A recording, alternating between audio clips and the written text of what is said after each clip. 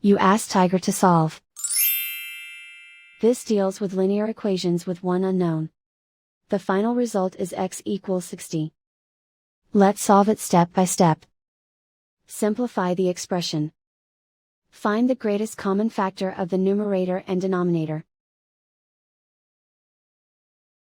Factor out and cancel the greatest common factor.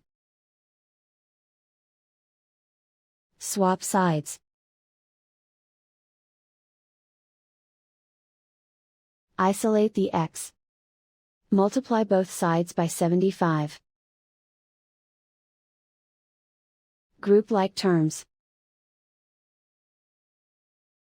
Multiply the coefficients.